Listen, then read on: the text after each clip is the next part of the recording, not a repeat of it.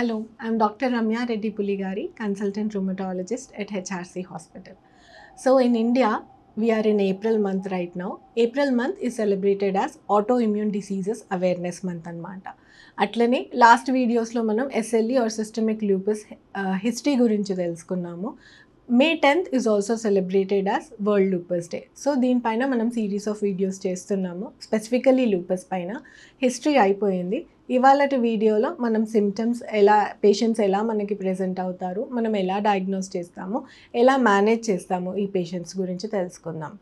Coming to symptoms, SLEలో or లూపస్లో most common symptoms అనుకుంటే ఫస్ట్ చాలామంది రూమటాలజిస్ట్ని చూసేది జాయింట్ పెయిన్స్ కొరకు.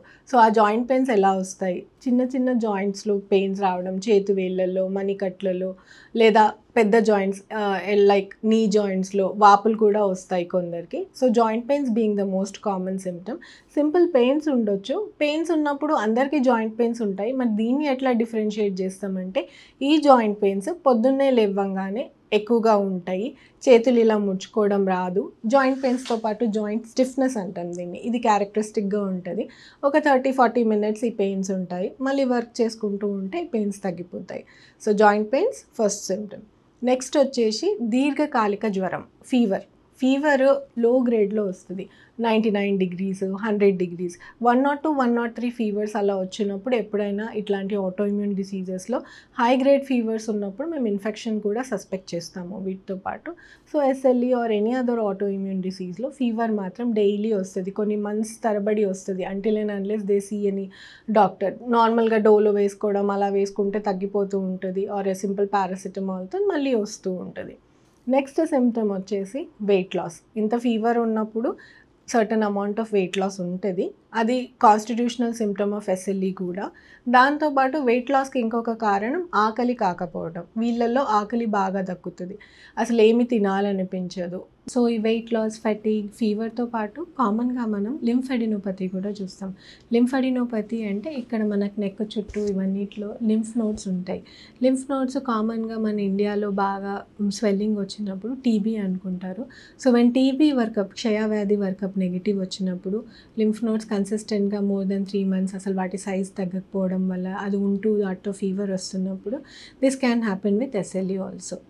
నెక్స్ట్ వచ్చేసి ఫెటీగ్, అల్సట చాలా ఆటోఇమ్యూన్ డిసీజెస్కి ఫస్ట్ సిమ్టమ్ లాగా కూడా ఉంటుంది. ఎంత చిన్న పనులు చేసినా బాగా అలసిపోవడం. ఈ ఫెటిగబిలిటీకి చాలా కారణాలు ఉంటాయి. మోస్ట్ ఆఫ్ ద టైమ్స్ వీళ్ళలో ఎనీమియా ఉంటుంది, దానివల్ల అదొక ఫ్యాక్టర్. ఇంకొకటి ఆటోఇమ్యూన్ డిసీజెస్లో మనం కామన్గా హైపోథైరాయిడ్ పేషెంట్స్లో కొంచెం ఎక్కువగా వస్తూ ఉంటాయి ఆటోఇమ్యూన్ ప్రాబ్లమ్స్. సో హైపోథైరాయిడ్ కూడా కొంచెం ఈ ఫెటీగ్ ఆర్ అల్సటకి కాంట్రిబ్యూట్ చేస్తుంది. సో ట్రీట్మెంట్ ఇస్తూ ఉన్నా కూడా ఈ అల్సట చాలా మటుకు తగ్గదు, అండ్ సమ్టైమ్స్ లాస్ట్ సిమ్టమ్ ఇది తగ్గడం. ఎంత మనం ట్రీట్మెంట్ ఇచ్చినా, ఎంత మంచిగా ట్రీట్ చేసినా అల్సట కొన్నిసార్లు కంటిన్యూ అవుతూనే ఉంటుంది. నెక్స్ట్ ఇప్పుడు ఈ constitutional symptoms or simple symptoms అయిపోయిన తర్వాత స్పెసిఫిక్ ఆర్గన్ వైజ్ సిమ్టమ్స్ తెలుసుకుందాము. మోస్ట్ కామన్ వచ్చేసి SLE పేషెంట్స్లో స్కిన్ ఇన్వాల్వ్మెంట్ చాలా కామన్. అందుకే ఎర్లియర్లో హిస్టరీలో కూడా లూపస్ అంటే స్కిన్ గురించే ఉండింది. సో లూపస్ ఎరిథెమాటోసిస్ అని అందుకే వచ్చింది, అది అలా కంటిన్యూ అయింది. లేటర్ అది systemic involvement, other organ involvements ఉన్నాయని కూడా తెలుసుకున్నారు. కాబట్టి స్కిన్లో మోస్ట్ కామన్ SLEకి స్పెసిఫిక్ అయితే దీన్ని మాలార్ ర్యాష్ ఆర్ బటర్ఫ్లై ర్యాష్ అంటారు. అంటే ఫేస్లో ఈ ఏరియాలో, నోస్ నుంచి ఈ చీక్స్ వరకు ఈ ఏరియాలో మనకి రెడ్ కలర్ ర్యాష్ వస్తుంది, అండ్ దానిపైన కొన్నిసార్లు సింపుల్ పింపుల్స్ లాగా కూడా కనిపిస్తుంది. అది ఒక్కొక్కసారి బ్లిస్టర్స్ లాగా అయ్యి బ్రేక్ కూడా అవ్వచ్చు, and with crusting. So specific ఈ ఏరియాలో వచ్చింది malar rash or butterfly rash. Next వచ్చేసి లూపస్లో స్కిన్ ఫోటో సెన్సిటివిటీ చాలా ఎక్కువ ఉంటుంది. అంటే ఫోటో సెన్సిటివిటీ అంటే సన్కి మనం ఎక్స్పోజ్ అయినప్పుడు, సన్కి ఎక్స్పోజ్ అయిన areas, suppose face, neck, hands, ఎక్కడి వరకు అయితే కవర్ అవ్వవో ఆ హ్యాండ్స్ ఆర్ సమ్టైమ్స్ ఫీట్ చాలా ఎక్కువ ఎండలో పనిచేసినప్పుడు ఈ ఏరియాస్లో మనకి స్కిన్ మంట పుట్టడం, స్కిన్ డ్రై అయిపోవడం, బ్లాక్ అయిపోవడం, లేదా ఆ ఏరియాస్లో ర్యాష్ రావడం.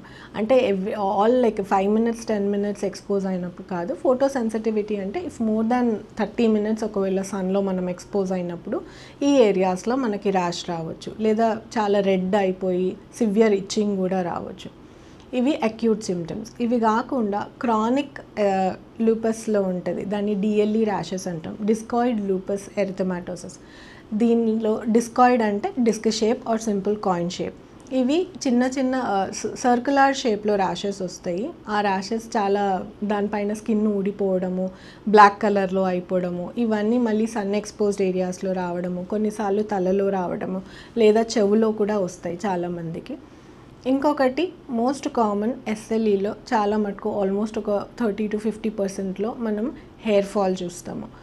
నార్మల్ హెయిర్ ఫాల్కి లూపస్ హెయిర్ ఫాల్కి కొంచెం డిఫరెన్స్ ఉంటుంది. లూపస్ హెయిర్ ఫాల్లో హెయిర్ చాలా థిన్ అయిపోతుంది, ఊరికేనే విరిగిపోవడం, చాలా బ్రిటిల్ అయిపోతుంది అండ్ చాలా ఎక్కువగా ఎక్సెస్ హెయిర్ ఊడిపోతుంది. ఉన్న నార్మల్ హెయిర్ స్ట్రాండే మనకి చాలా థిన్, ఇలా ప్లక్ చేస్తే ఇలా ఊడిపోతుంది. ఎక్కువగా ఉన్న హెయిర్ చాలా ఆల్మోస్ట్ ఒక 70 to 80% రాలిపోతుంది. ద మూమెంట్ మనకి ఒకవేళ యాజ్ అ రుమటాలజిస్ట్ ఒకవేళ పేషెంట్ మన క్యాబిన్లోకి వాక్ అయ్యి వస్తుంటే వాళ్ళ హెయిర్ చూసే మనం చెప్పొచ్చు, అరే this is lupus hair, probably they are having lupus అని. నెక్స్ట్ కామన్ సిమ్టమ్ ఒక్కొక్కసారి మనము అల్సర్స్ చూస్తూ ఉంటాము. నోట్లో కానీ కొన్నిసార్లు ముక్కులో కానీ నోస్లో కానీ అల్సర్స్ వస్తూ ఉంటాయి. ఈ అల్సర్స్ మనకి పెయిన్లెస్ ఉంటాయి. ఇది ఒక క్యారెక్టరిస్టిక్ లూపస్ అల్సర్స్కి. అంటే అవుతూనే ఉంటాయి ఫ్రీక్వెంట్గా, లిప్స్ లోపల కానీ నోట్లో టంగ్ పైన కానీ ఇక్కడ బక్కల్ మ్యూకోసా చీక్స్ లోపల కానీ ఇలా అవుతూ ఉంటాయి. But they are usually painless. అలా చాలా రోజులు అయిన తర్వాతే పేషెంట్ దాని గురించి కంప్లైంట్ చేస్తారు. ఇంకొక స్పెసిఫిక్ ఈ అల్సర్స్ ఏంటంటే ప్యాలెట్ పైన, అంటే కొండ నాలుక పైన కూడా అల్సర్స్ అవుతాయి. This is more specific in lupus అనమాట. నోస్లో ఎలా అల్సర్స్ అవుతాయి అంటే ఈ ఏరియా బయట ఏరియాలో చిన్న చిన్న కురుపుల్లాగా అయ్యి అవి క్రస్టింగ్ జరుగుతూ ఉంటుంది. ఇది nasal ulcers. Next organ wise వెళ్తే మనము లంగ్ ఇన్వాల్వ్మెంట్ చూద్దాం. ఫస్ట్ ఎస్ఎల్ఈలో లంగ్ ఇన్వాల్వ్మెంట్ ఉంటుంది. అక్యూట్గా ఏదైనా న్యూమోనియా లాగా అట్లా ప్యాచ్ వచ్చినప్పుడు దీన్ని అక్యూట్ లూపస్ న్యూమోనైటిస్ అంటారు. వాటర్ చేరడం ఊపిరితిత్తులో రెండు పక్కల, దీన్ని ప్లూరల్ ఎఫ్యూజన్ అంటాము.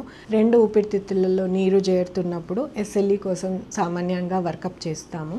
ఇది కాకుండా ఇంకొకటి ష్రింకింగ్ లంగ్ సిండ్రోమ్. ష్రింకింగ్ అంటే బాగా తగ్గిపోవడం, లంగ్ వాల్యూమ్ తగ్గిపోవడం. ఇది కూడా కొన్నిసార్లు చూస్తుంటాం. ఒక side of the lung compare to second side దాని వాల్యూమ్ తగ్గిపోతుంది. That is also specific for lupus and shrinking lung syndrome అంటాము. ఇది కాకుండా చాలా సామాన్యంగా ఫ్రీక్వెంట్ సిమ్టమ్ వచ్చేసి డొక్కల నొప్పి. రెండు పక్కల ఊపిరితిత్తుల కింద పెయిన్ వస్తుంది. దీన్ని ప్లూరైటిక్ చెస్ట్ పెయిన్ అని. ఇది also very common in young women. Then coming to kidneys is a major involvement in SLE. So చాలా టైం కిడ్నీ ఇన్వాల్వ్మెంట్ ఎట్లా ఉంటుంది ఆర్ ఎట్లా తెలుసుకుంటామంటే కిడ్నీ నుంచి ప్రోటీన్స్ పోతాయి మనకి. అది అండ్ దట్ నార్మల్గా కూడా కిడ్నీ నుంచి మనకి ఎవ్రీడే ఒక 200 to 250 milligrams of protein loss అంటూ ఉంటుంది.